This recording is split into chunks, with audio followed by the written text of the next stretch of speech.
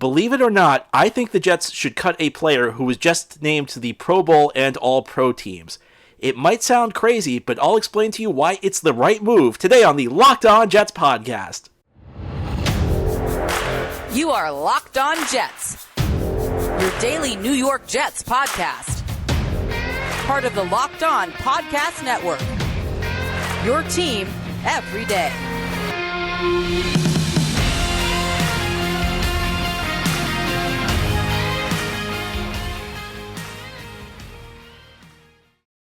Welcome, this is the Locked On Jets podcast, part of the Locked On Podcast Network, your team every day. It's Thursday, February 9th, 2023, and I'm your host, John B. from GangGreenNation.com, thanking you for making the show your first listen or first watch every day. This podcast is free and available on all platforms, including YouTube. If you like what you see or hear, hit the subscribe button where you are watching or listening so that you'll never miss an episode. If you're listening on a podcast source, please give the show a 5-star review. If you're watching on YouTube, please give this episode a big thumbs up.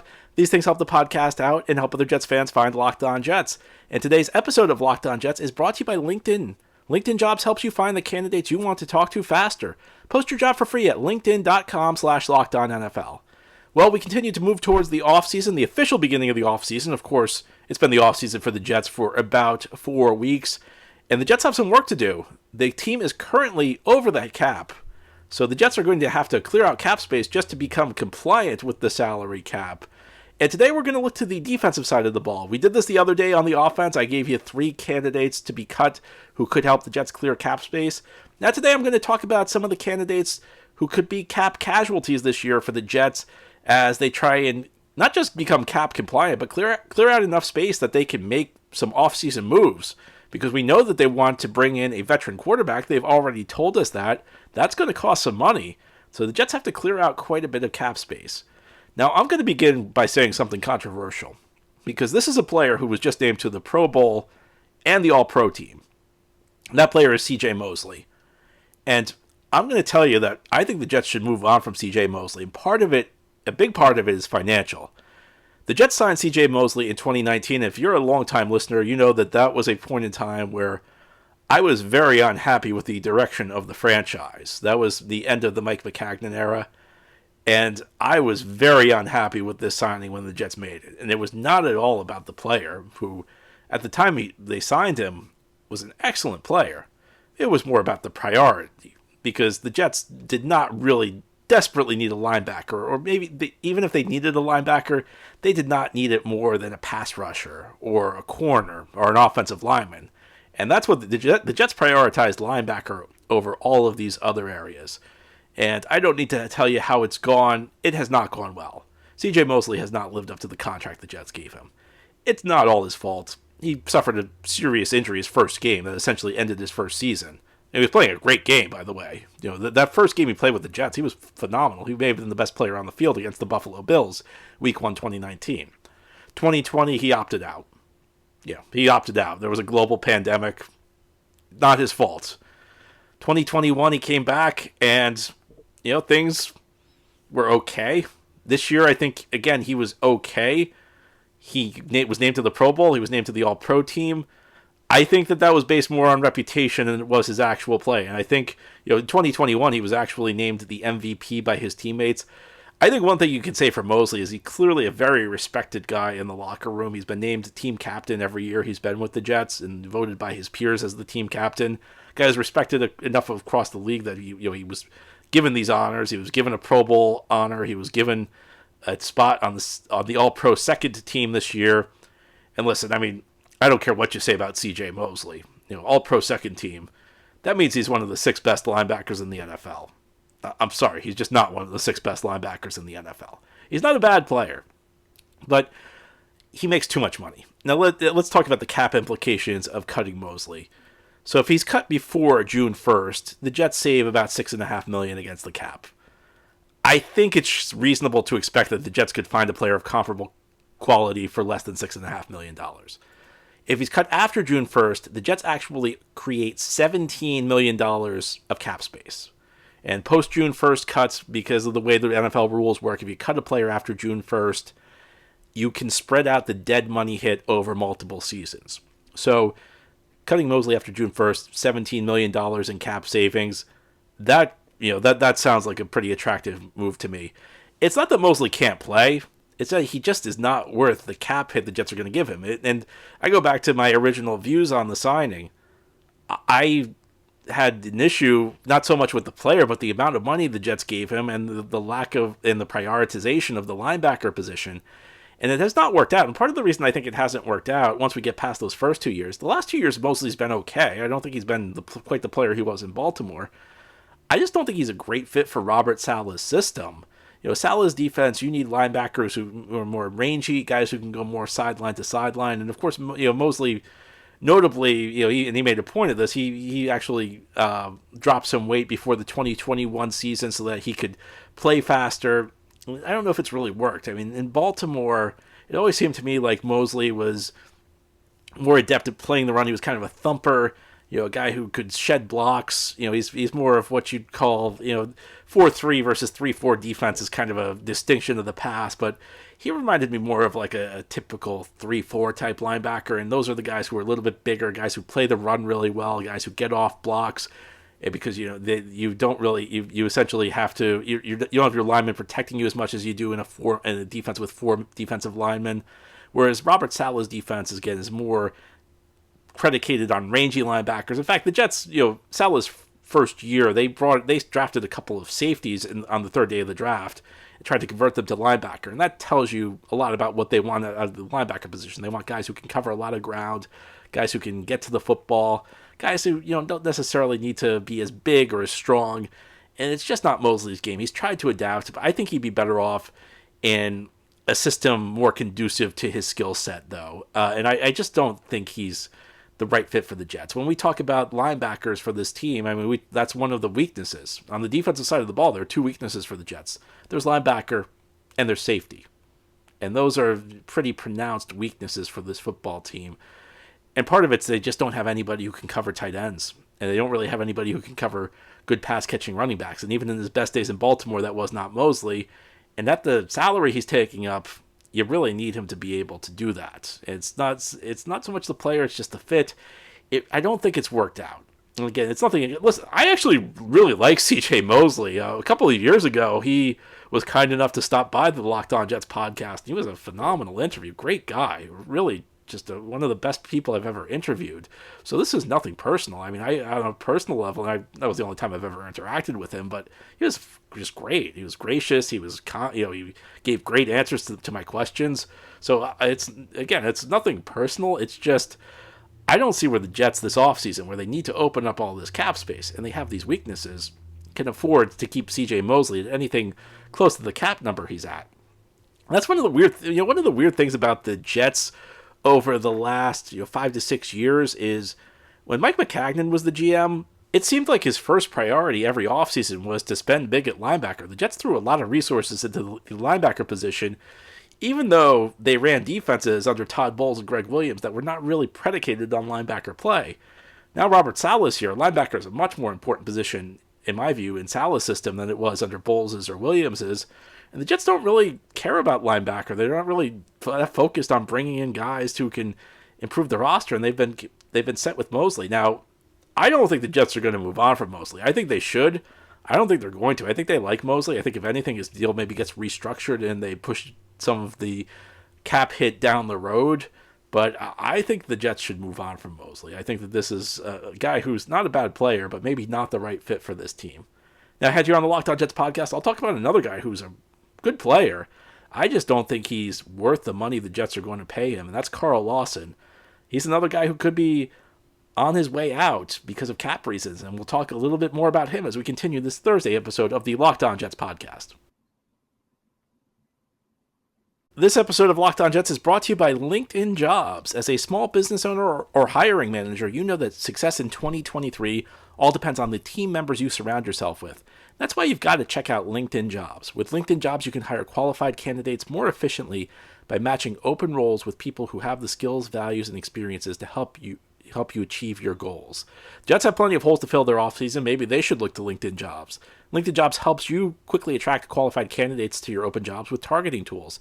They go beyond resume data by using insights from your job post, company, and their 875 million member profiles to put your post in front of the most qualified candidates. Identify the most qualified candidates on LinkedIn Jobs and connect with them fast and for free. LinkedIn Jobs makes it easy to screen and rate applicants based on your job qualifications all in one platform. And this is why small businesses rate LinkedIn Jobs #1 in delivering quality hires versus leading competitors. LinkedIn Jobs helps you find the qualified candidates you want to talk to faster.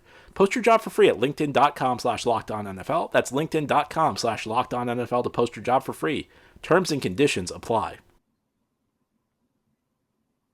Thank you for making Locked On Jets your first listen or first watch every day. This podcast is free and available on all platforms, including YouTube.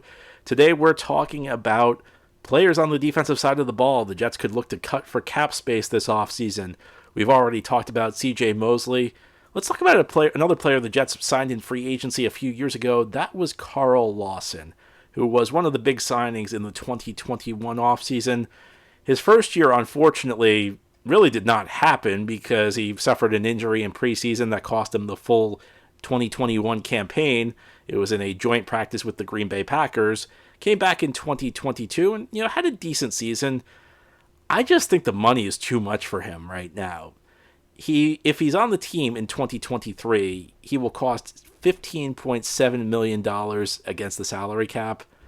There's only $333,000 in dead money if he's cut.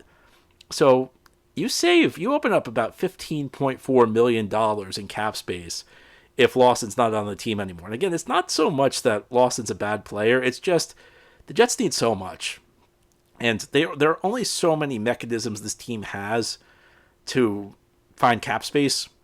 And $15 million is staring at them in the face if they move on from Lawson. I like Lawson. I like the signing at the time. I think he is even still a little bit underrated. But $15 million, I mean, I think that's too much to not move on from him because the defensive line is a position of strength. You still have Quinnen Williams there, and Quinnen Williams is the guy that makes everything go on that defensive line. But if you go a little bit deeper, the Jets don't necessarily have that one go-to edge rusher, and Lawson's not that. Listen, if Lawson was the type of guy who was at the top of the league as an edge rusher, he'd be worth every penny. I mean, you could raise his salary above $15 million, and he frankly would be worth every penny. He's not quite there though. He's a good pass rusher. He's a good complementary player. When you have somebody like Quinnen Williams, you like having somebody like Lawson around. There's nothing against Carl Lawson, but you have some younger guys who I think can fill the role pretty well. Bryce Huff. I mean, what more can you say about Bryce Huff? Excellent situational guy, excellent speed rusher off the edge on passing downs. Michael Clemens looked like a player this year. Looked like a good rotational guy. Dominated in preseason. Didn't quite dominate in regular season, but looked like a player for this team going forward. And I think the key guy is Jermaine Johnson. Now, I think if you look at what the Jets did, and typically what you do in the NFL, when you draft somebody, you're kind of looking 2 years out. When the Jets traded up for Jermaine Johnson last year, it had the feel of the team picking Lawson's replacement.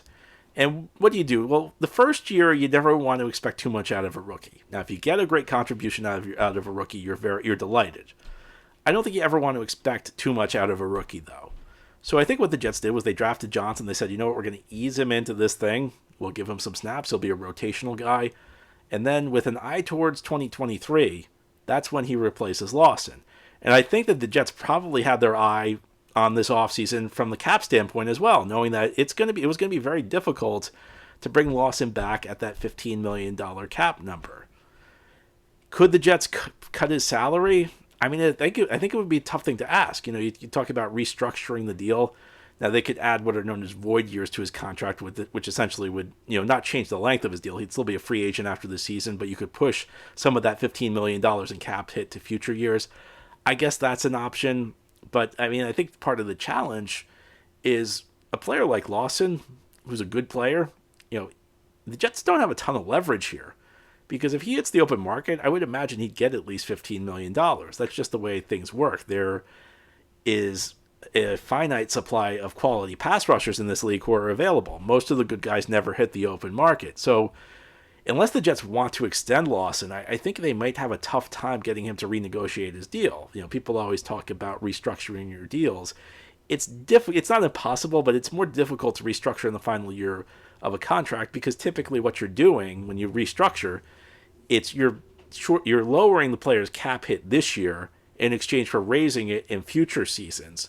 So I think that it's going to be awfully difficult. And I don't think Lawson's going to take a pay cut for the reasons I just mentioned. He's not going to, if you're going to get a player to take a pay cut, the player needs to make the calculation that I would get less money than my team is offering me if I was to be cut and hit the open market. That's probably not going to be the case with Lawson, with so many teams in this league in need of pass rushers. So I look at this. I think Lawson, the first year is not his fault. It just did not work out. The second year was good. It wasn't great. It was good. I think Lawson was part of the solution this year. I think if you're looking at reasons the defense succeeded, Lawson may not have been the number one reason, but I think he certainly was one of the reasons this defense had such a good year, and the defensive line was a strength. But he's not a guy who dominates. And I just think at his current price, and this, beyond that, the way the Jets are constructed, where you have this young talent on the edge, and you have all these other needs, and you're in desperate need of cap space. And if the Jets were not in such need of cap space, my mind would be different. But my mindset would be different. But I just feel like Lawson at this point in time, at his current price, on this roster with the other needs, is a luxury the Jets really cannot afford. So I think the Jets should move on. I actually would expect them to move on from Lawson. It's just a move that's not... the Lawson's not worth to the Jets what they pay him at this point in time. He was a couple of years ago. I don't think it's true anymore. Now, ahead here on the Locked On Jets podcast, we will close out this Thursday episode. We'll talk about one more player, and this player is on the back end of the defense. It's a safety the Jets signed a year ago, a guy who had a very up and down season. We're going to talk about the pros and cons of cutting Jordan Whitehead as we continue this episode of the Locked On Jets podcast. Today's episode of Locked On Jets is brought to you by FanDuel. This year, FanDuel is the only app you need at your Super Bowl party. It's America's #1 sportsbook, and we're really excited to have FanDuel as our new sports betting partner. If you're new to FanDuel, that's even better. They have so many great features that make betting on sports fun and easy. Download FanDuel right now so you can bet Super Bowl 57 with a no-sweat first bet. You'll get up to $3,000 back in bonus bets if your first bet does not win. FanDuel lets you bet on everything from the money line to point spreads to who will score a touchdown. The FanDuel Sportsbook app is a safe, secure, and super easy way to bet. Best of all, you can get your winnings paid instantly. So join FanDuel today at FanDuel.com/LockedOn to claim your no-sweat first bet on Super Bowl 57. Again, that's FanDuel.com/LockedOn. Make every moment more with FanDuel, official sportsbook partner of the National Football League. This is the Locked On Jets podcast here on this Thursday. We're talking about defensive players on the Jets who could be cut for salary cap reasons this offseason.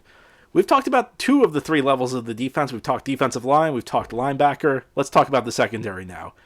And depending on which part of the secondary you're talking about with the Jets, you could either be discussing a big strength or a big weakness. The big strength is corner, where you've got Sauce Gardner and DJ Reed and Michael Carter II. The weakness is safety, where LaMarcus Joyner had a very uneven year. I do not expect LaMarcus Joyner to be back.